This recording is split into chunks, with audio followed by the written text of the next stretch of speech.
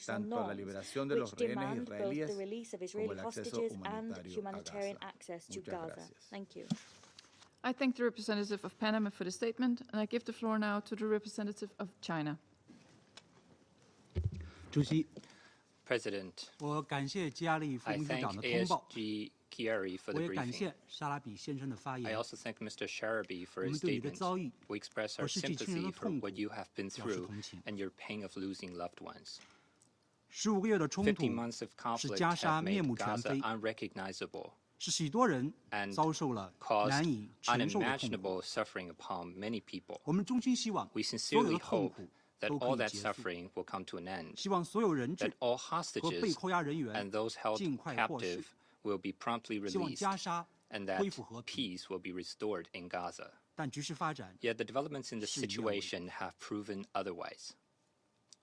以色列从3月17日开 Since 始， March the 实 17th, 施 Israel 大 has 规模 begun 空 to 袭， carry out large-scale 在加 airstrikes 沙重新 and 挑 resumed 起战火， hostilities in Gaza, 使停火协议崩 leading 溃， to the collapse of the ceasefire 制造 agreement 了 and 更多的 causing 痛苦 more 和死亡。 suffering and deaths. 中方 China 对此表示严重关切， expresses serious concern over this. 把加沙置于炮火威胁之下， Putting Gaza 恐怕 under 不会 the 让人 threat 质 of 更安 gunfire 全。 will probably not make the 事实上， hostages safer. 我 In 们听 fact, 到一些人质家 we 属 hear that 也 some 很担 families of 心 the hostages 重 are 开 also 战火 greatly worried 将让 that 人 the 质 resumption 更 of 加危险， fighting will put the hostages 希 in 望 greater 维持 danger 停火， and hope that 一律 the 人质 ceasefire will 早 be 日回家。 maintained, which would be conducive to the early return of the hostages to their 残 homes. 酷事实已经证明 The，brutal 实现 reality 持久停火 has shown that 是拯救 achieving 生 a 命、 permanent 让人 ceasefire 质回 is 家 the 的最 best 好 way to 方式。 save lives and get the hostages 我 home. 们敦促以色列 We urge 放弃 Israel 使用武力的执 to 念， abandon 停止对加沙的 the 军事行动 obsession。with the use of force and stop its military 希 operation 望 on 停 Gaza. 火协议的保障国 We hope that the 秉持 guarantors of the 公正、 ceasefire 负 agreement 责任 will 的态 adopt 度， a just and 采取行 responsible 动， attitude 推 and 动 take 停火协议 action 3阶段 to 连贯落实， promote 在 the 加沙实现 continuous 持久 implementation 停 of the 火。 three-phased ceasefire towards a permanent ceasefire 加 in 沙民 Gaza. 众在躲避战火 The 的同时， civilians, the 正在 people in 遭受 Gaza, 严峻的 while 人道 fleeing 灾 the 难 fighting, 和 are 流 yet 离失 again 所 being 之苦。 subject to 以色列 humanitarian 先后切 catastrophe 断加沙 and 物资准入 displacement. 和 Israel 便 has 利供应， successfully cut off 并在 access 多 for 地 aid 发布 supplies into 强制 Gaza 撤 and 离 the 令， power supply and 这 issued 是对 orders of forced 200万平 evacuation 民 from 的 multiple 实施的集体 locations 惩罚， in Gaza. This is 没有任 collective 何 punishment 正 for 当 the 理由。 2 million civilians for which there 禁 is 止人道 no 物资进入加 justification. 沙，可能 Denying 也会使剩余的人质被剥夺 humanitarian 生存下 supplies 去 into 的基 Gaza 本需求。 can deprive the remaining hostages of 以色 their 列作为占领方， needs to 应该履行 survive. 国际人道法义务， Israel, as the occupying 立即 power, 解 should 除封 fulfill 锁， its 全 obligations 面恢 under 复加沙 IHL, 的人道物资准入。 immediately lift the blockade 我们也 and 重 fully 申 restore 反 access 对 for 任何 humanitarian 针 supplies 对联 into 合国人 Gaza. 员 We 和人道 also 工作者的袭 oppose 击。 any attacks on UN personnel and 主席， humanitarians. 每个人的生命 President, 都是宝 the 贵 life of every individual is 巴勒斯坦人 precious. 民 The 和以色列人 Palestinian 民 people and the Israeli 享有 people have 平等的 equal 生存权 rights 利 to 和 survival 发展权 and 利。 development. 巴以冲突 The 几十年循 decades-long 环往复， cycles of Palestinian 让 and 双方 Israeli 几代人 conflict 生 have 活在阴影之 caused 中。 generations on both sides to live under the shadow. 只有全面落实两国方 Only by 案， fully 实 implementing 现 the 巴勒斯坦 two-state 独立 solution 建 and 国， achieving the 实现 independent 巴以 statehood 两 of 国和 Palestine 平共处， and 才 achieving 能持久保障 peaceful 巴勒斯坦人 coexistence 民 between the two 和以 states of 色列人 Palestine 民 and 的安 Israel 全和福祉。 can we ensure the 我们呼吁 lasting 国际社 security 会 and well-being of the 加大努力， Palestinians and Israelis. 推进 We 落 call 实 upon 两 the 国方案 international 的政治 community 进 to 程。 step up efforts in advancing the political process of the two-state 中方 solution. 将发挥建设性作 China 用， will play a 为恢 constructive 复 role 中东地区和平， to 实现巴勒斯坦 restore 问题 peace in the 全 Middle 面、 East 公正、 and achieve 持 a 久解决。 comprehensive, just, 做 and 出 lasting 不懈努力。 solution to the Palestinian question. 谢谢主席。 Thank you, President. I thank the representative of China for the statement, and I give the floor to the representative of the Republic of Korea. Thank you, Madam President. I also thank Eli Sharabi for his detailed briefing. I also thank Mr. Eli Sharabi for your powerful testimony to your unspeakable suffering. And I'd like to convey my government, the Republic of Korea's deepest condolences for your loss of your beloved ones. Madam President, we still vividly remember the horror that shocked the entire globe on October 7, 2023, when a peaceful holiday morning in southern Israel suddenly changed into a nightmare. More than 1,200 Israeli citizens, including children, were brutally murdered by Hamas, and 251 innocent Israelis were forcibly kidnapped. These horrific terrorist attacks, unjustifiable under any excuse, left unforgettable trauma to Israelis. We once again repeat our strong condemnation on the terrorist attacks by Hamas on that dark day. As we speak now, 59 hostages, living or dead, are still held in Gaza. And we are frightened that more than 30 out of 59 hostages are presumed dead. The taking of hostages, as well as degrading treatment to them, is strictly prohibited under international humanitarian law. However, it is outrageous that hostages held by Hamas have experienced serious and extreme mistreatment, including being bound, starvation, and sexual violence. These indefensible crimes must be held accountable. There can be no impunity. Last month, we heard in this chamber another powerful testimony by the former hostage Ms. Noa Argamani. In her harrowing statement, she told us that the lives of the Israeli people cannot go on without those hostages still held in Gaza. Talking about her partner, who is still held by Hamas, she stressed that the deal must go on in full. We call on all parties to this conflict to pay the utmost attention to her desperate voice. With the renewed offensive in Gaza that started on Tuesday, we now hear once again the clear outcries of hostage families and released hostages, including Mr. Sharabi, who emphasized again and again, bring the remaining hostages home. Madam President, while we demand unconditional and immediate release of all hostages, we note that the most realistic way to ensure their safety and freedom is through the deal to secure the release of hostages and ceasefire in Gaza. Thus, we call on Israel to exercise restraint. Hamas must not endanger the lives of Palestinian civilians, and all parties should faithfully return to negotiations. The Republic of Korea appeals to all parties to this conflict to prioritize alleviating the suffering of civilians and protecting them. We commend the ongoing efforts by mediators, Qatar, Egypt, and the United States, and count on them once again for securing the ceasefire and release of all hostages. I thank you, Madam President. I thank the representative of the Republic of Korea for the statement, and I give the floor now to the representative of Algeria. Thank you, Madam President. At the outset, I would like to thank ASG Khaled Khiari for his briefing. We also listened carefully to the representative of the civil society. Consistent with the universal human rights, no civilian, irrespective of their background, should endure suffering.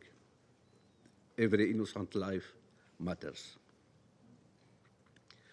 Consistency is a fundamental principle in international relations.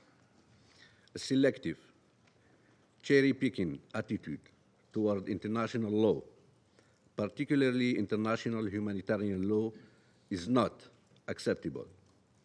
For a country to uphold its international obligations and contribute positively to global stability, it must obey the legal frameworks that govern human rights and humanitarian activities.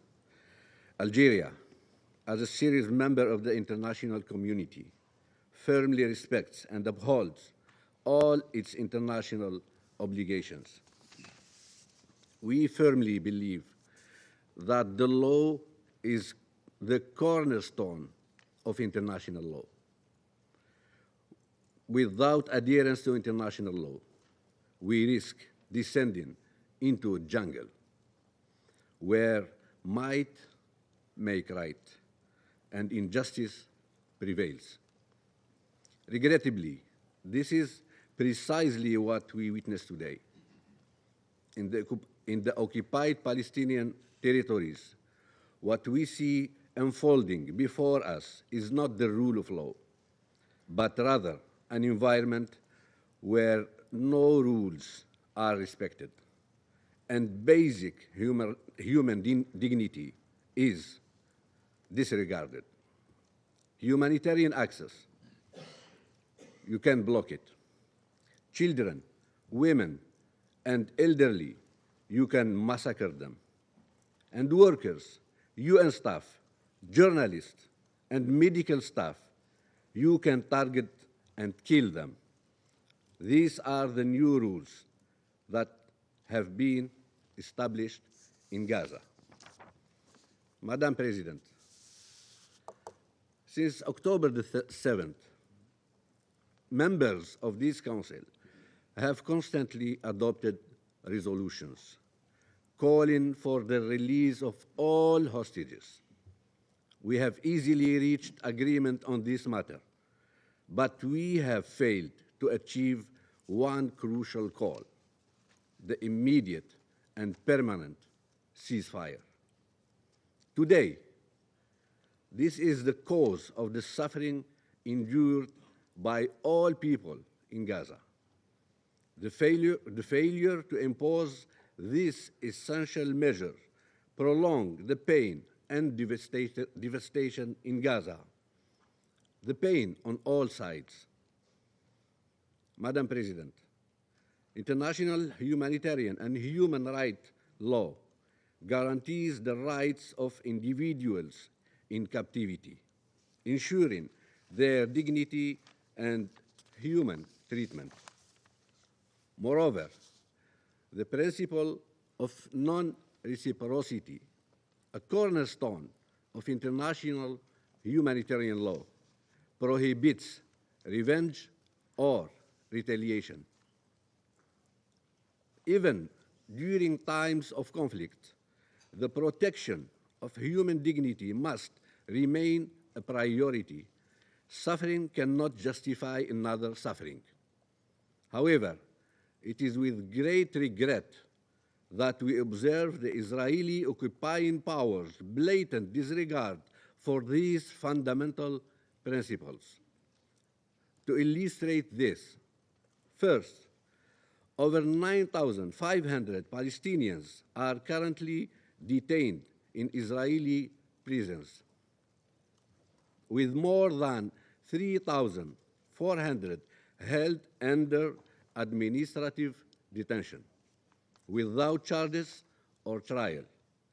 Why are these individuals arrested? What legal ground justify their detention?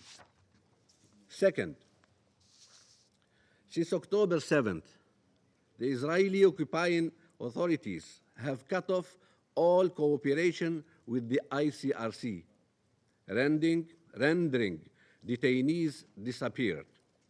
Third, one of the most grotesque violations involves the Israeli practice of holding the bodies of dead Palestinians. Before October 7th, the number of such bodies was estimated at approximately 400, some dating back as far as the 80s. Today, the number exceeds 600. Madam President, the international community must come together to ensure full compliance with international law.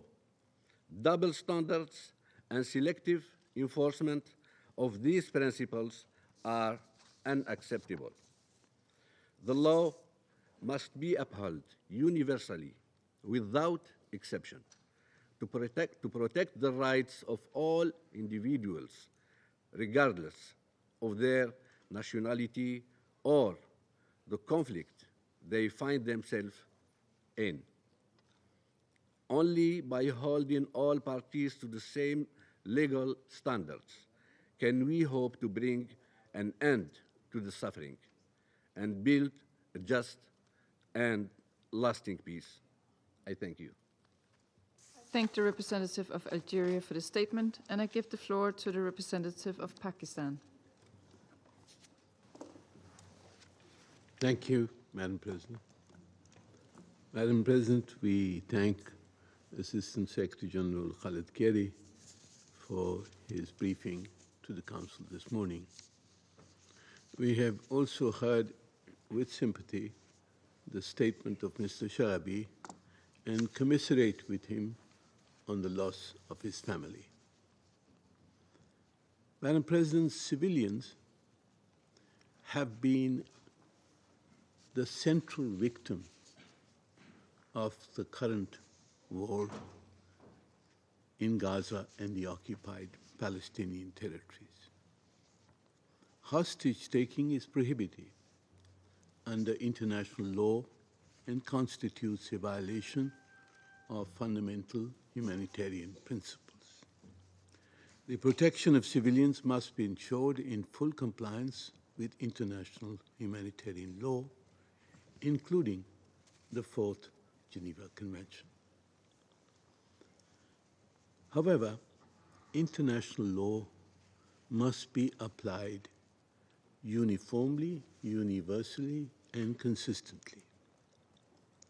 The issue of the humanitarian violations must encompass the plight of the thousands of Palestinians who have suffered during this war. We cannot forget the thousands of Palestinians, including women and children, who remain arbitrarily detained, subjected to torture, and held in inhumane conditions in Israeli prisons. Many have lost their lives due to mistreatment and medical neglect.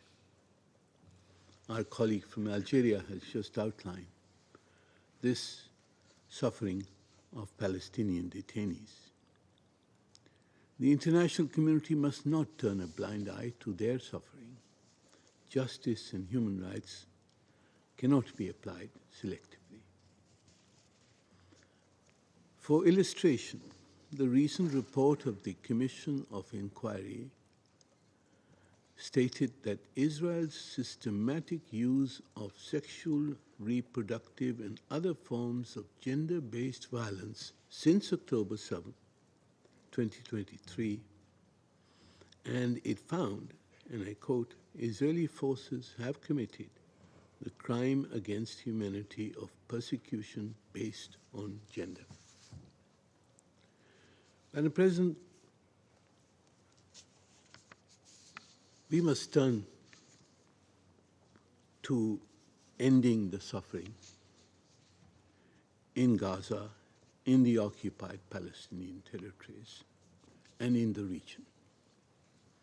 The ceasefire agreement facilitated by Egypt, Qatar, and the United States offered a glimmer of hope. It led to the release of hostages and temporarily alleviated the suffering of the Palestinian people. Yet, tragically, this opportunity was sabotaged by the political interests of some Israeli politicians who prioritized their survival through the continuation of the war. We condemn the resumption of Israel's attacks on Gaza and the indiscriminate killing of Palestinian civilians through bombardments through the air as well as artillery. We also deplore the killing of the UNOPS official and the UNRWA members and commiserate with their families. And we must ask whether this resumption of war is good for the hostages. Is it good for the Palestinians? Certainly not. The ongoing attacks, blockade, mass displacement, and relentless bombardment have created an unprecedented humanitarian catastrophe. The Palestinians are being killed indiscriminately and with impunity. This is not the way to secure the release of the hostages. Madam President, Pakistan reiterates its urgent call for the full and immediate resumption and implementation of the ceasefire agreement in all its phases. This must include permanent cessation of hostilities, the complete withdrawal of Israeli forces from Gaza, unrestricted humanitarian access, and a comprehensive reconstruction plan for Gaza. We support the full implementation of Security Council Resolution 2735. This would be the best way to secure the release of the hostages. Madam President, while Pakistan supports all efforts to alleviate human suffering and ensure the humane treatment of all civilians, we must not lose sight of the root cause of this endless cycle of violence and suffering. Israel's illegal occupation of the Palestinian territories, its persistent violations of international law, and its indiscriminate military actions against the innocent and helpless people of Gaza continues to fuel instability and conflict in the Middle East. We saw some hope in the proposed Arab and OIC plan for recovery and reconstruction of Gaza. It offered a realistic path to peace. We believe that this path must be reinstated. A just and lasting peace can only be achieved through the revival of a credible and irreversible political process towards a two-state solution, leading to the establishment of an independent, sovereign Palestinian state within the pre-1967 borders, with Al-Quds al-Sharif as its capital. The upcoming June conference, co-chaired by France and Saudi Arabia, presents an important opportunity to advance the peaceful resolution of the Palestinian question and to implement the two-state solution in accordance with international law and UN resolutions. Thank you, Madam President. I thank the representative of Pakistan for the statement. I give the floor now to the representative of Slovenia. Thank you, Madam President. I would like to thank Assistant Secretary General Chiari for his briefing and Mr. Sharabi for moving account of his horrific experience. We are glad to see you well, and we express our condolences for your loss. Colleagues, those who follow Council's deliberation in details will have noticed that Slovenia's tone evolved.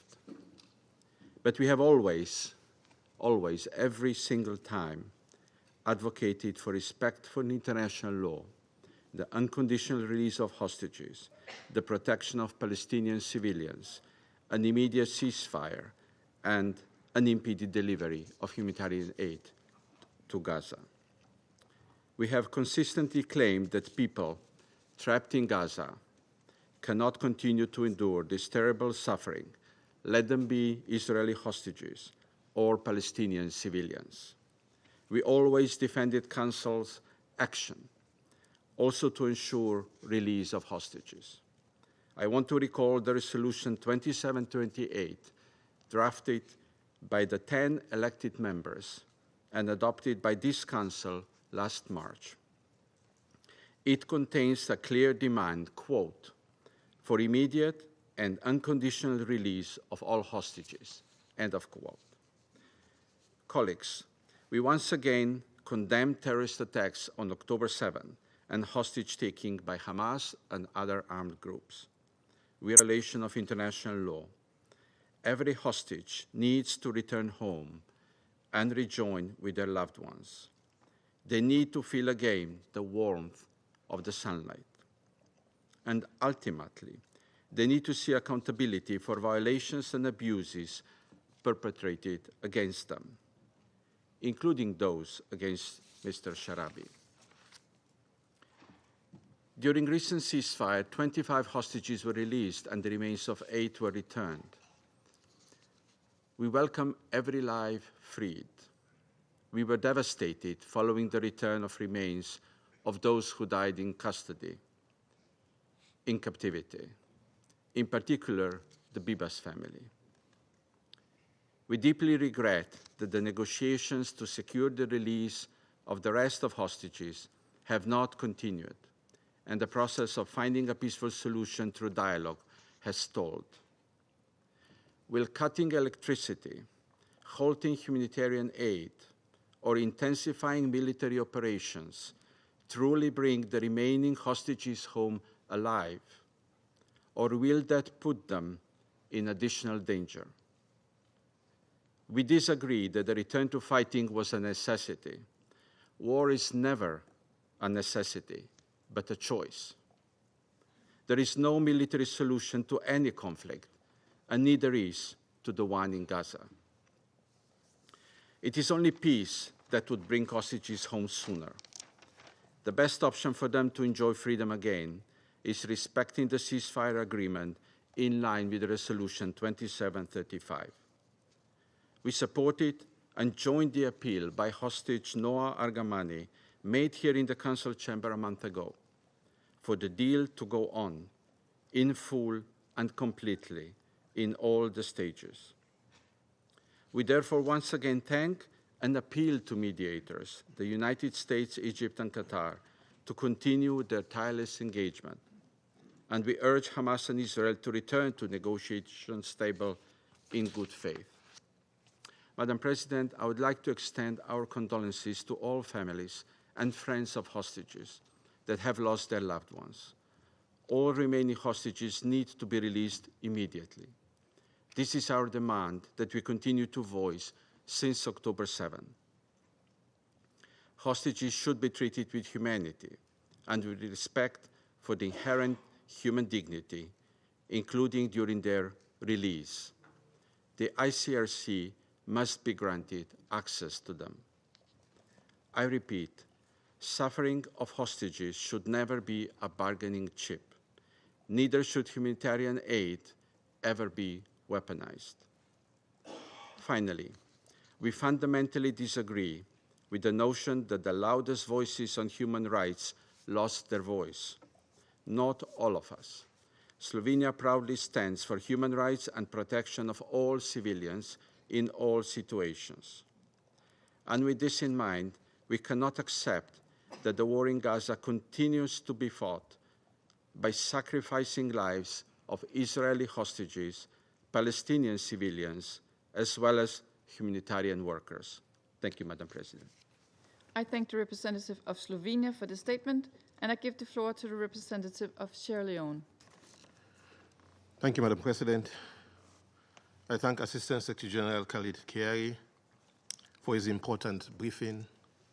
I also thank Mr. Eli Sharabi for his bravery in sharing his compelling personal and tragic testimony with us. Our deepest condolences on the loss of your family. We acknowledge the letters dated 14th and 18th March 2025 from the Permanent Representative of Israel to the United Nations regarding the plight of the hostages and their tragic humanitarian situation.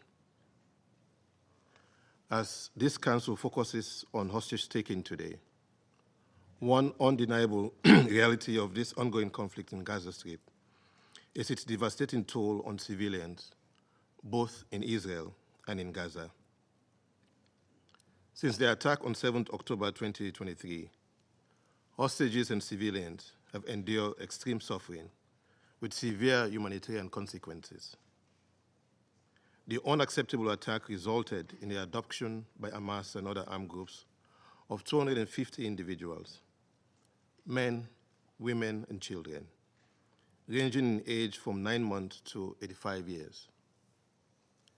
Categorically, this act constitutes a grave violation of international law. Article 34 of the Fourth Geneva Convention explicitly prohibits hostage-taking. This prohibition has crystallized into a rule of customary international law, as recognized by the International Committee of the Red Cross in a study on customary international humanitarian law under Rule 96.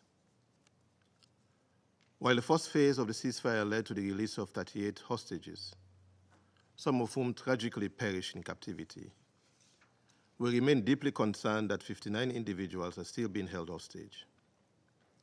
Their condition, medical needs, and access to humanitarian aid are unknown, with the ICRC still being denied access. In light of the unimaginable pain and suffering endured by hostages and their families, Sierra Leone reiterates its firm and unequivocal demand for their immediate and unconditional release, as previously called for by this Council in Resolution 2712, 2720, 2728, and 2735. We note the endorsement in this Council in Resolution 2735 of the agreed terms for the release of Palestinian detainees, and also call for the release of thousands of Palestinians detained in the State of Israel without trial, access, or proper care, in violation of international law and their fundamental rights and dignity. We emphasize that the release of hostages and detainees must be conducted with dignity, and the ICRC must be granted immediate access in accordance with international humanitarian law to provide medical and humanitarian assistance. As we extend our deepest sympathies to the families of all victims of this conflict, including the hostages, we stress the importance of investigating violations, including allegations of mistreatment and abuse of hostages and detainees. Accountability must be ensured for all grave violations committed in the context of this conflict, including those arising from the ongoing occupation of Palestinian territories. Madam President, as the Security Council convenes to address yet another tragic aspect of its decades-long conflict, the Palestinian struggle for self-determination, and the 7th October 2023 escalation, reports indicate that the Israeli defensive forces have carried out pre-dawn attacks in northern and southern Gaza, killing over 70 Palestinians, including women and children. This comes just one day after more than 400 Palestinians, including 183 children, were killed following the government of Israel's breach of the ceasefire. As brief members were also killed. As a council, we must continue to collectively work to end this conflict. This layer of tragedies, we must support efforts to protect civilians in Israel, Gaza, and the West Bank, and strive relentlessly towards a peaceful and sustainable resolution of this conflict. The recent post-ceasefire escalation of violence has already resulted in hundreds of casualties, and continued diplomatic engagement is essential to return to the ceasefire agreement and address outstanding issues. In closing, we must reiterate that hostage-taking is a grave violation of international law, and it triggers responsibilities for armed groups, states, and the international community. It demands immediate action for the protection, release, and legal accountability of all those involved. We also reiterate our call for a just and lasting political solution to this conflict, the immediate and full restoration of humanitarian aid access, respect for international law, and the protection of civilians and humanitarian workers, and a resolution that ensures security and coexistence for both Israelis and Palestinians, living side by side in peace and tranquility. I thank you.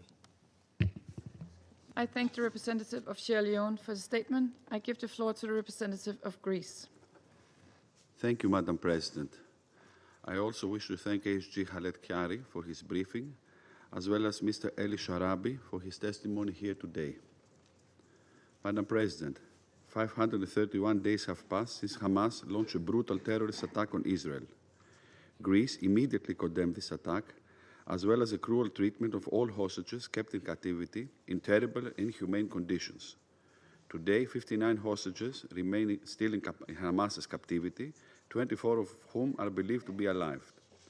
The tragic story of Eli Sharabi is a sheer reminder that this war must end now. We extend our deepest and most heartfelt condolences to him for the tragic loss of beloved family members, as well as to the families of victims and hostages. we reiterate our call for all hostages to be released immediately and unconditionally. Dramatic stories, like the one of Noah Ragamanis, whose partner is still in captivity, are mere reflections of the scale of pain still endured by survivors in captivity and their loved ones. Likewise, the heartbreaking fate of the Bibas family highlights the urgent need to bring their agony and suffering to an end. Our thoughts remain with them. Madam President, the long-awaited ceasefire and hostage release agreement in Gaza was a great example of what could be achieved through political will, an opportunity to replace despair with hope for a better future. Hope on the horizon became visible when Israeli families were given the chance to finally rejoin their loved ones and Palestinian people were finally able to stop counting their dead. In this respect, we are very concerned with the resumption of hostilities in Gaza and the high toll on civilians. It is necessary to resume negotiations for the ceasefire renewal immediately so as to ensure the release of remaining hostages and to protect the lives of the civilian population in Gaza. Madam President, the world cannot or should not forget neither the lives taken as a result of the horrendous terrorist attack on October 7, nor the lives of the remaining hostages. At the same time, we cannot or should not forget that the war in Gaza has left behind thousands of Palestinians dead, injured, separated from their families, and internally displaced. The humanitarian crisis on the ground cannot be ignored. Millions are in urgent need of primary health services, education, and shelter. Safe, unconditional, massive, and unhindered delivery of humanitarian aid at scale to the people of Gaza must be ensured. We share the grief for the UNOPS staff member who died during the strike at the UN gas house in Gaza and offer our condolences to his family in the UN. Border crossing points must remain open. UNRWA's role should not be undermined. Civilians and humanitarian workers must be protected in line with international humanitarian law. Madam President, the political process must be revitalized with the aim of achieving a two-state solution according to the relevant Security Council resolution, while recognizing the right of Israel to exist in peace and security. In this way, we look forward to the international conference to be held in June here in New York under the stewardship of France and Saudi Arabia as co-chairs. We welcome regional efforts to cohere around a single plan for the next phase in Gaza, and we stand ready to support and develop these ideas further. The Arab plan for the reconstruction of Gaza is a constructive proposal on the table and could help accelerate discussions on reconstruction, post-conflict planning, and on the day after. It is a good starting point, which requires further engagement with Egypt and other key Arab players. Madam President, the circle of violence must end now, and the hostages must be released without delay. It is evident by now that this conflict has no military solution. As we have stressed before, there can be no day-after scenario for the Gaza Strip with Hamas in power or in any position to threaten Israel.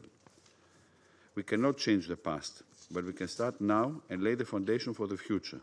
The suffering of both sides must come to an end. Neither the hostages and their families nor the Palestinians can afford to pull back from the ceasefire agreement. The deal must hold. Therefore, it is crucial for the parties to return to the table of negotiations and proceed to the next phase in good faith. Time is running out. The time to act is now. I thank you. I thank the representative of Greece for the statement, and I give the floor now to the representative of the Russian Federation.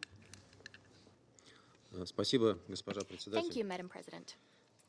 Благодарим помощника We'd like to генсекретаря thank Халида Хияри the ASG, за Mr. обстоятельный Khaled брифинг Khiari, по for ситуации, his substantive складывающейся briefing вокруг about the заложников, situation удерживаемых в surrounding секторе Газа. the hostages detained in the Gaza Strip. Со скорбью в сердце выслушали Our hearts трагическую were filled историю with sorrow Эли as we Шараби, listened to the tragic story потерявшего of всю свою Mr. семью. Eli Sharabi, who lost his entire Подобная family. жестокость не имеет Such оправдания. brutality can have no Выражаем вам наши justification. искренние We соболезнования. express to you, Mr. Sharabi, our heartfelt Скорбим condolences. также по всем без We исключения also погибшим в grieve результате продолжающейся over без малого all 18 those месяцев who died as эскалации. a result of the escalation which has been Этот going on for over нескончаемый 18 порочный months now. круг This насилия endless, необходимо vicious наконец cycle of разорвать. violence needs to end at last. Невыносимые страдания The мирных жителей unbearable в зоне suffering of peaceful палестино-израильского civilians конфликта in не могут the никого оставить area of the равнодушным. Israeli-Palestinian conflict leave Именно no one поэтому indifferent. 19 For that января very reason, международное on the 19th сообщество of January, the international приветствовало community установление режима welcomed the прекращения огня establishment of a между ceasefire Израилем и between Хамас, Israel and Hamas. которая не только приостановила спираль This not насилия, only унесшую жизни более stopped the 49 spiral of тысяч человек, violence which claimed но и the привело lives к of over долгожданному 49,000 освобождению people, удерживаемых в but Газе also заложников resulted и in the содержащихся в long-awaited израильских release тюрьмах of палестинцев. hostages held in Gaza and of Palestinians held in Israeli В ходе prisons. первого этапа сделки Израилю During было phase передано 1 of 25 the deal, заложников, а 25 также 8 hostages were тел handed в обмен over на to почти Israel, as well as 8 1700 bodies, in палестинских exchange заключенных. for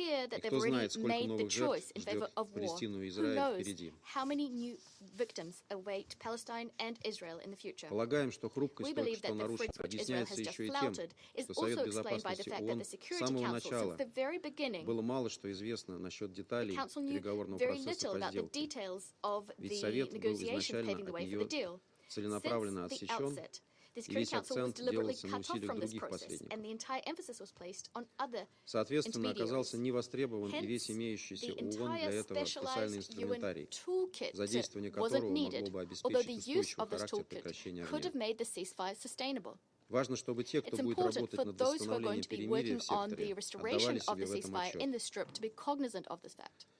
Несмотря на новое обострение Despite the new палестино-израильского конфликта, мы escalation of the убеждены, что Israeli-Palestinian его conflict, we дипломатическое stand решение не convinced только that a возможно, но и diplomatic является solution is not only единственной possible, реалистичной but that опцией. is the only realistic Призываем option. We израильскую и call палестинскую on the стороны Israeli and при Palestinian содействии parties, посредников with вернуться за стол assistance переговоров of с целью выработки intermediaries, to go взаимоприемлемого back to the компромиссного negotiations решения table to craft проблемы a mutually удерживаемых лиц, acceptable compromise solution возвращения к режиму прекращения огня to the и issue of возобновлению detained полноценного persons, a гуманитарного return доступа. to the ceasefire, and a resumption of comprehensive humanitarian Это access. позволило бы This could обеспечить allow устойчивую for нормализацию в секторе a Газа sustainable и запустить normalization in the Gaza полномасштабное Strip восстановление and for the палестинского kickstarting of анклава. a full-scale reconstruction of the Уверены, enclave. что We это stand именно convinced то, чего that желают как this is мирные precisely палестинцы, what так и родные peaceful и близкие Palestinians, as остающихся well в as the Газе relatives and loved заложников, ones of hostages включая уроженца that Донбасса remain Максима in Харкина. Gaza, wish for, including Mr. Maxim Herkin, who was born in Важно, the чтобы Donbass. к этому стремились все It's регионалы important и for all международное regional сообщество в players целом. and the international community Процесс as a whole to палестино-израильского work towards регулирования this должен end. быть возвращен The в process политическое of русло, с тем, Israeli-Palestinian чтобы settlement были should return to the удовлетворены как political законные track озабоченности so as to Израиля в сфере satisfy all of безопасности, так и Israel's чаяния Israel's lawful палестинцев на security обретение concerns, as well собственного as государства в Palestinians' границах aspirations to their own state 1967 within года. 1967 borders. Мы готовы работать We над stand этой ready задачей в to Совете pursue this Безопасности objective here in the вместе с Security теми, Council, кто together разделяет with этот all подход. those who share in this approach. Благодарю за I внимание. thank you. I thank the representative of the Russian Federation for the statement, and I give the floor to the representative of Guyana. Madam Chair, Madam President, actually, thank you for convening today's meeting. I thank Assistant Secretary General Chiari for his briefing, and I take this opportunity to extend to him and the UN family our deepest condolences on the killing of the 6 UNOPS and UNRWA workers over these last few days. I also commend Mr. Sharabi for his courage in sharing his experience with us today and commiserate with him on the loss of his loved ones in such tragic circumstances. Madam President, at the outset, Guyana stresses that the taking of hostages is a grave breach of international law, particularly Common Article 3 of the Geneva Conventions. In this context, we condemn once again the taking of hostages by Hamas during the 7th October attacks on Israel and emphasize the provisions of Security Council's resolutions 2712, 2720, 2728, and 2735, which call for the release of all hostages. We further stress the imperative of ensuring humanitarian access to these individuals to attend to their medical and other needs.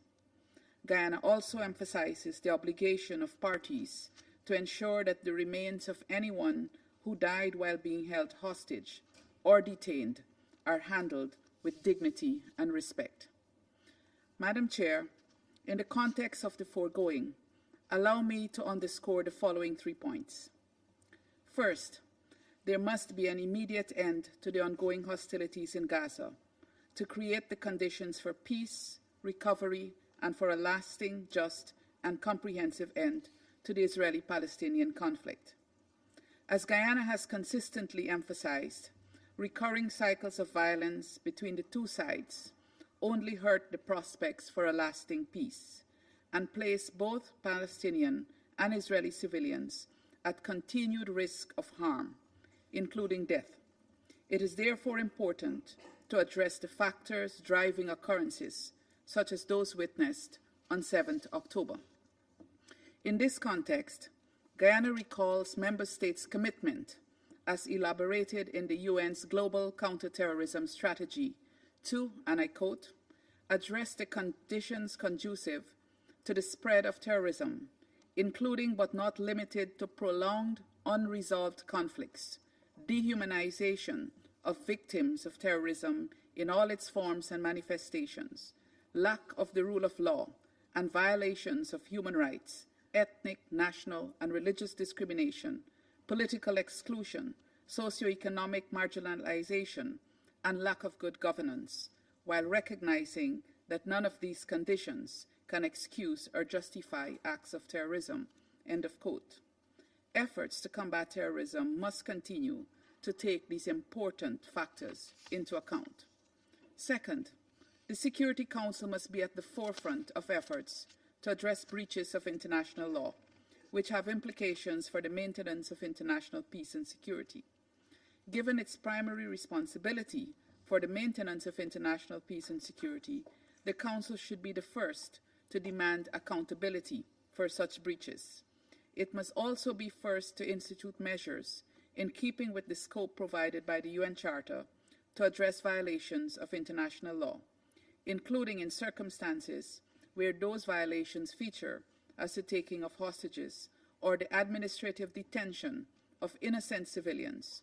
Accountability is an important deterrent. Third and final, the resolution of the Israeli-Palestinian conflict calls for principled consistency. By this, I mean that there must be principled and consistent application of international law and principled and consistent responses to wrongdoing. The approach to this conflict should not be determined by convenience based on present circumstances, because this presents the risk of acting from expediency rather than principle. Guyana therefore appeals to this Council and to all Member States to consistently adopt a principled approach to the Palestinian question as we collectively seek to advance a lasting solution.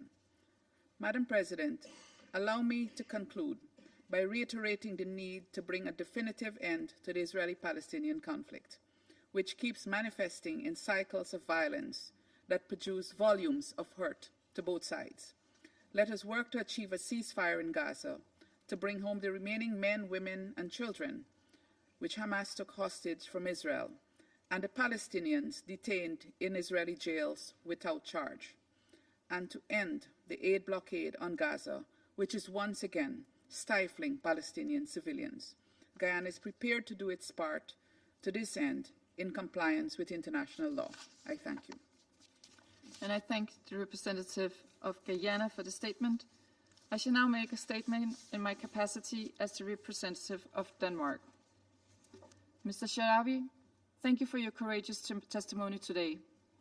Words are not enough to express our condolences for your loss. No one should be forced to endure what you and your loved ones have gone through. I would also like to thank Assistant Secretary General Khiari for your important briefing. Denmark reiterates that hostage-taking is a war crime and that the actions of Hamas pose a clear threat not only to Israel but to international peace and security. Today, we express our deepest solidarity and grief with all those affected by the hostage taken on October 7th. Our thoughts are with all those that are still held in Gaza, those who came out but are traumatized for life, those who were killed in Hamas captivity, and those whose fate is still uncertain. Amongst those killed is a Danish-Israeli hostage, who we also mourn here today. We reiterate our demand for the immediate, unconditional, safe and dignified release of the remaining hostages. We also regret that the hostages have not been granted any humanitarian access to address their medical and other humanitarian needs as required under international law, including international humanitarian and human rights law. Colleagues, there's been far too much suffering since October 7th. Suffering of Israelis, in particular those brutally killed or taken hostage, as well as their loved ones. And suffering of civilian Palestinians. More than 50,000 people have lost their lives, most of whom civilians. It is time to break the cycle of violence. We deplore the breakdown of the ceasefire and the subsequent resumption of the Israeli airstrikes and renewed ground operations in Gaza, with further devastation of the civilian population. Over the past few days, there are reports of hundreds of killed. We deeply regret the death of a UNOP staff member and echo the Secretary General's condemnation of all attacks on UN personnel. We call on Israel to live up to its obligations under international law, including the resumption on unimpeded entry of humanitarian aid to Gaza, and ensure that the basic needs of the civilian populations are met. In closing, the suffering we are witnessing on all sides is immense, and the urgency to bring about peace cannot be overstated. Denmark stands firm in our call for the immediate and unconditional release of the hostages and for a permanent ceasefire in Gaza, imperatives that can only be achieved through resumed negotiations. It is our hope that progress on this front will open the pathway towards a two-state solution.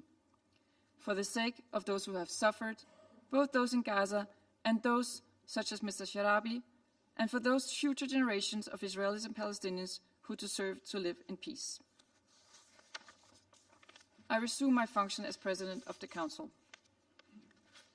The representatives of the United States have asked for the floor to make a further statement. Thank you, Madam President. I wanted to respond on behalf of the United States, having listened to some of the statements made by others around the Council, on 3 points, if I may. On humanitarian aid, getting into Gaza, I would just reiterate the position that we have articulated, that nobody wants to see Palestinian civilians in Gaza go hungry or thirsty, and that we are working tirelessly to resolve this crisis. With respect to the report issued by the Commission of Inquiry cited by some in the Council today on alleged sexual violence by the IDF, I would point out that this report conflates the acts of a few who will be reprimanded by Israel with the full-fledged sexual violence campaign orchestrated by Hamas on October 7th, and that is disgraceful. With respect to the allegation that Israel is engaging in indiscriminate strikes, the United States would remind Council members that Israel is targeting Hamas leaders and operatives who continue to use civilian infrastructure and hide among the civilian population. And the Council must condemn this practice. I thank you. I thank the representative of the United States for the statement. I now give the floor to the permanent observer of the Observer State of Palestine. Madam President, allow me at the outset to thank Assistant Secretary General Khalid Khiari for his briefing and to convey through him our condolences and solidarity for the UN staff members killed and injured, some sustaining life-altering injuries and amputation, while they were in UN premises as a result of Israeli bombardment yesterday, and others who were killed recently from UNRWA, as Mr. Lazzarini has informed us. These victims were upholding the UN's most noble mission, trying to save lives. And as all humanitarians, they are having to do so at the peril of their lives. They were upholding the mandate conferred to them by this Council in its Resolution 2720. They are entitled to protection as Palestinian civilians are entitled to protection, and both are being blatantly deprived of it. This demonstrates yet again the indiscriminate nature of Israeli attacks. Allow me also to acknowledge the testimony of Eli Sharabi and present our condolences for his loss. Maybe no one around this table can fully grasp what such a loss means: the killing of loved ones, prolonged captivity, fear and trauma. But Palestinians, us, can. We understand this pain because we live it. They endure it every day. Entire families obliterated in massive and indiscriminate bombardments. Children shot by Israeli snipers in the head and in the chest. Communities uprooted by force. There is not a single Palestinian family that does not have a loved one killed, wounded, detained, or displaced. And they have been enduring these horrors and injustices for decades, even though they reached an unprecedented scale in the last year and a half. When confronted with such loss, either we pursue justice or vengeance. Justice ends suffering. vengeance perpetuated.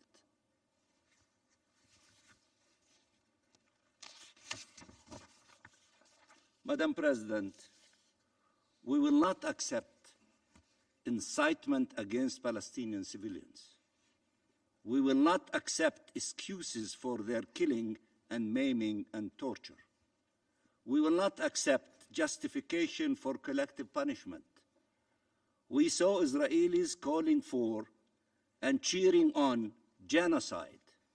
We saw Israelis signing bombs to be dropped on the heads of Palestinian families. We saw Israelis block humanitarian aid to a starving population. We saw Israelis attack innocent Palestinians. But we do not attribute these acts generically to Israeli civilians, nor do we use these actions as justification for indiscriminate killing and maiming and for dehumanizing and punishing millions of people. We have a right to life too, a right to liberty and dignity, a right to live in peace in our ancestral land. Till when will our people have to suffer from the inability to see Palestinians as equals, to acknowledge their suffering and their loss, to remember that around 1 million Palestinians have experienced captivity, that many died while in Israeli jails, killed or left to die? Not a single Palestinian family did not have a Palestinian that visited Israeli jails. Not a single Palestinian family. Israel arrests our children, our doctors, our teachers, our workers, family members, bystanders, parliamentarians, academics, human rights defenders. Israel considers all Palestinians guilty. All Palestinians guilty. Till when will people pretend they do not see the images of Palestinians coming out of Israeli captivity looking like ghosts? Starved and traumatized, beaten and some raped. Till when Israel will pretend it bears no responsibility in the crimes it commits? Till when our humanity and our rights will be denied? We have to note that usually the ones who suffered most on both sides have been among the most passionate advocates for a ceasefire for over a year now. Those who suffer the most, they have solidarity with each other. Their calls should be heeded. As many of you referred to another victim that gave testimony to us, and she asked for the ceasefire to be defended and the 3 stages of the agreement to be implemented. Listen to her. Their calls should be heeded. Their suffering should not be used to inflict more death and devastation or as an excuse for perpetual war, genocide, forced displacement and annexation, dehumanization and hate. The suffering of all civilians must end. All civilians. We have a duty to end the occupation and conflict and to ensure life prevails, to ensure liberty prevails, to ensure shared peace and security prevail, if we truly care about the victims and about our peoples. Madam President, in 42 days, many more hostages were released than in 15 months of indiscriminate bombardments.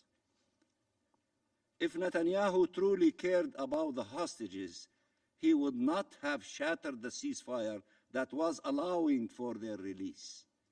If anyone needed more evidence that Netanyahu could care less about the fate of the hostages, his decision to resume attacks against Gaza is the ultimate proof. All Israel had to do was move forward in implementing the ceasefire. Everyone knows this truth, starting with the families of the hostages themselves, who are still demonstrating to stop the bloodshed and restore the ceasefire. Killing innocent Palestinian civilians by the hundreds each day, forcibly displacing our population with the clear aim of annexing our land and ending our national identity has nothing to do with hostages or security. It has everything to do with the attempt to destroy the Palestinian people as the means to seize their land. Madam President, the Israeli Minister of War addressed what he called the residents of Gaza, saying, and I quote, "Soon the evacuation of the population from combat zones will resume, and what follows will be far more severe. You will pay the full price, return the hostages and remove Hamas. The alternative is total devastation." End of quotation. After having confessed to weaponizing humanitarian aid, Israel is also confessing to its policy of collective punishment, indiscriminate attacks, and of wanton destruction and devastation. The Israeli government cannot speak of humanity nor denounce barbarism, not when it kills 400 Palestinians in one night, including over 150 children,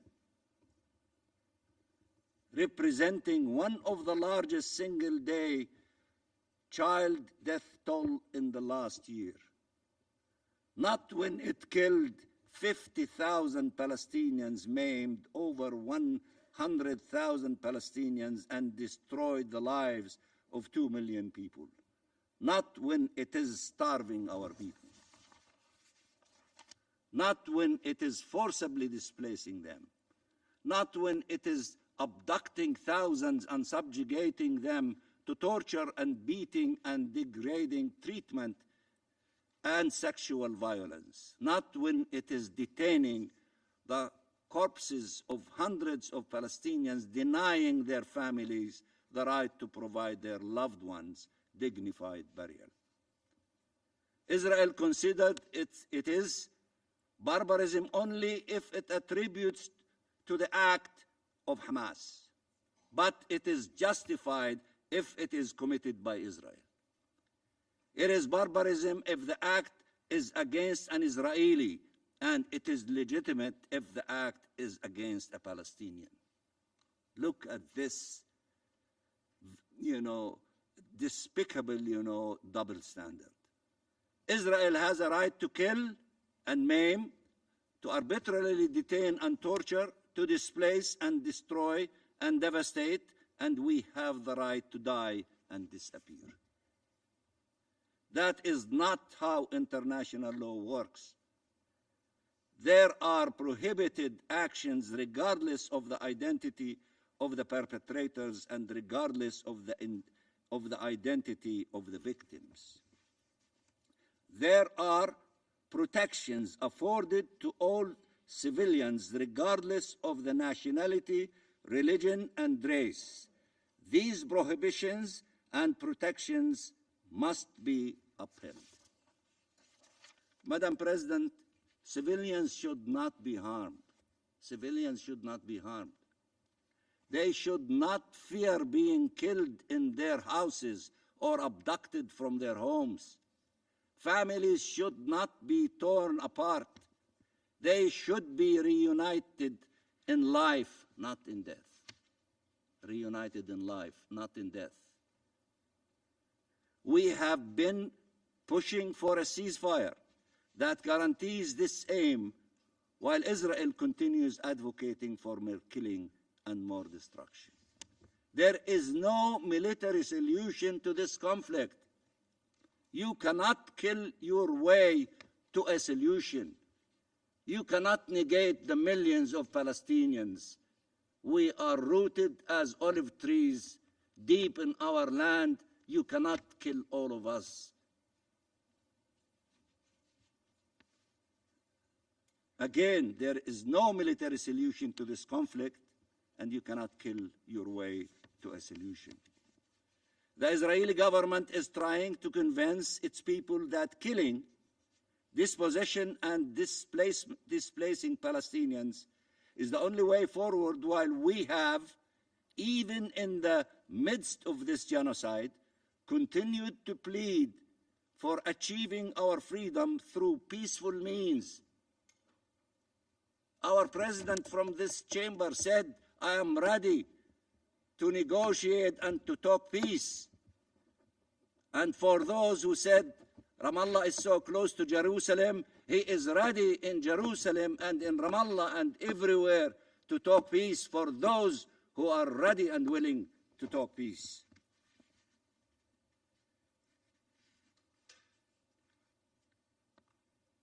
Palestinians is the only way forward, while we have, even in the midst, as I said, of this genocide, continued to plead for achieving our freedom through peaceful means, for respect for international law, for two states living side by side, as many of you state very often, for shared peace and security. It is for every government around the world to choose now the vision they will rally behind and to use all means available to them to see it prevails. Both sidism and balancing acts will not cut it. You have to decide. You cannot play both ways. The fate of millions of people cannot be left to the decisions of this Israeli government that caters far more to the political survival of Netanyahu than the survival of hostages, that wants to get rid of the Palestinian people and steal Palestinian land, that wants to render occupation permanent and peace impossible. The ceasefire is a test.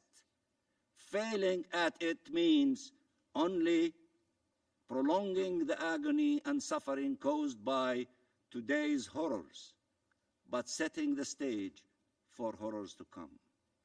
It is a test we cannot afford to fail. We have to defeat this option. Peace is the only option available to us, to them, and to all of you. Help us to move in the direction of peace and away from the direction of killing and war. And I thank you very much, Madam President. I thank the Permanent Observer of the Observer State of Palestine for the statement. I now give the floor to the representative of Israel. Thank you, Madam President, and thank you to Assistant Secretary General Chiari for your briefing today. I would like to thank the United States, the UK, and France for calling this important session. Before I begin, I want to thank Eli Sharabi for his courage today. Eli, there are no words that can begin to describe the strength it takes to be here after everything you have endured. None of us can truly comprehend the pain, the suffering, the loss you have endured. The torment of 491 days in captivity, the terror of returning to a home that no longer exists, the weight of knowing that your entire world was taken from you. Yet, despite all of this, you sit here today, not for yourself, but for those who remain behind. For over 530 days, 59 innocent men, women, and children have been trapped in Hamas captivity. Many of them are barely holding on to life. Unfortunately, some of them have been murdered, and Hamas has not let the world see a single one of them. These are innocent people being tortured for the crime of being Israelis or being in Israel. They are starving in the dark, alone, afraid, suffering beyond what words can capture. They are denied food, water, and medicine. They are beaten, tortured, and humiliated. They are being held in conditions so inhuman, so depraved, that the hostages who were freed can barely describe what they endured. The cruelty here is not just from Hamas. It is also from the silence of the world. Eli Sharabi testified before you today and laid bare the horrors of his captivity. He described the torment he endured and spoke for the other hostages still in Hamas's hands. Now the question that demands an answer is this: where is the world? Where is your outrage? Where is the international outcry for their release?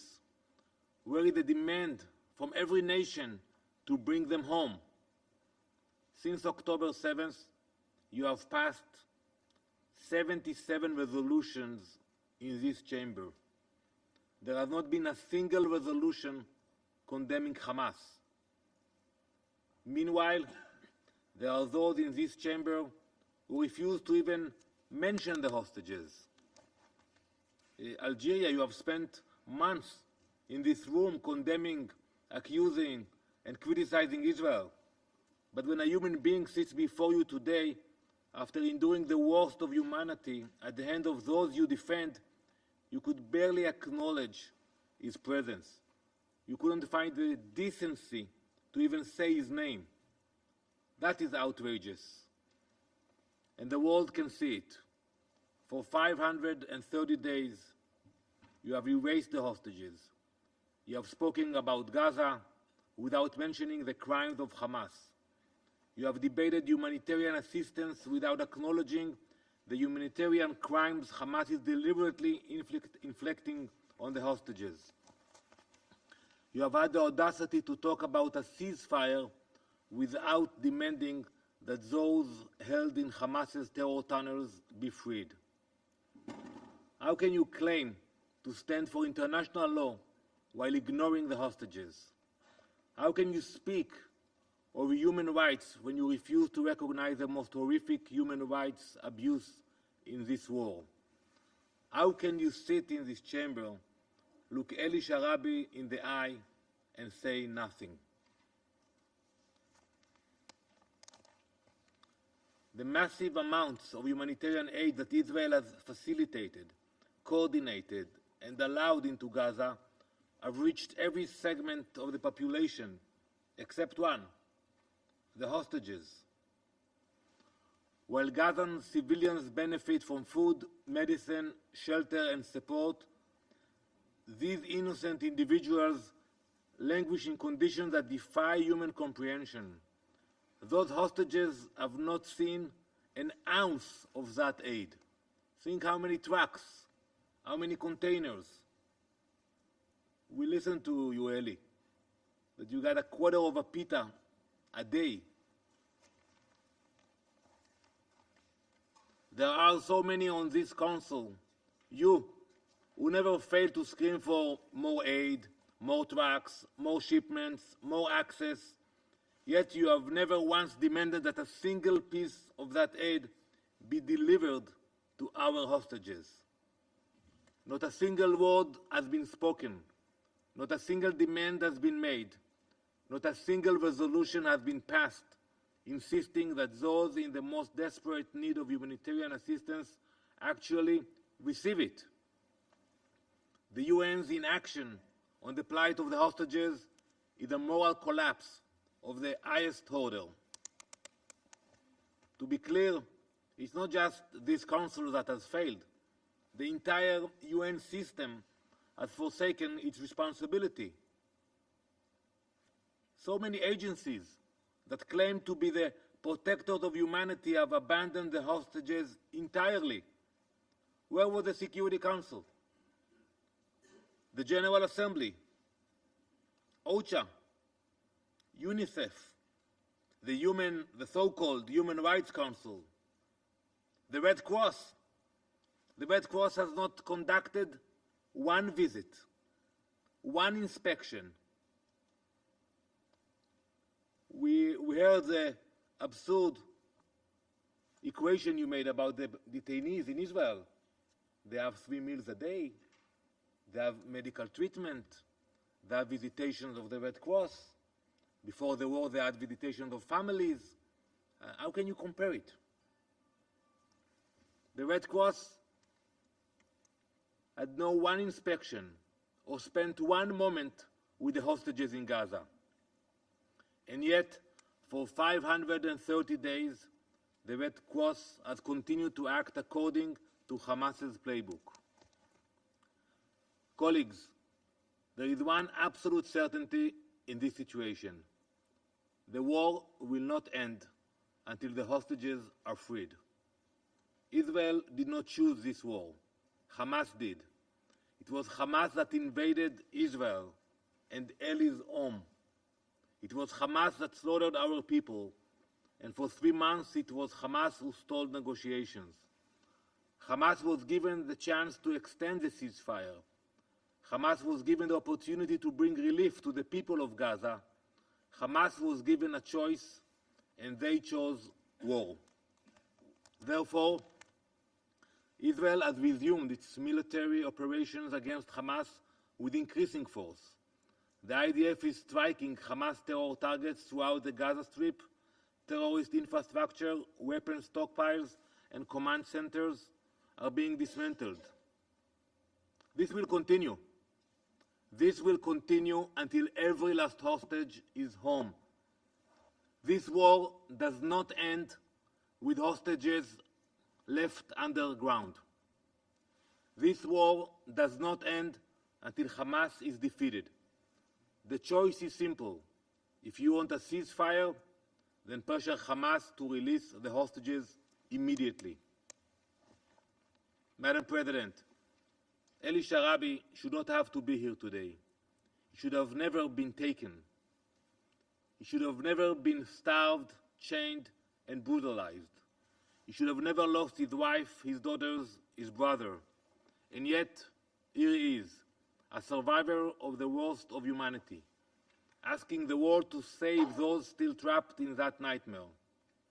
I ask you to take a moment and reflect as we speak here today. There are 59 Eli Sharabis underground, desperate for freedom. Imagine their faces. Imagine their screams and their cries. Imagine what they would say to you today. Will you listen or will you look away? Because this moment will not be forgotten. There is no neutrality here. There is no middle ground. There is only right or wrong. We will never stop fighting for the hostages. We will never abandon them. We will never sit idly by as terrorists hold our people as trophies. We will bring them home, all of them. I thank you, Madam President. I thank the representative of Israel for the statement. There are no more names inscribed on the list of speakers. The meeting is adjourned.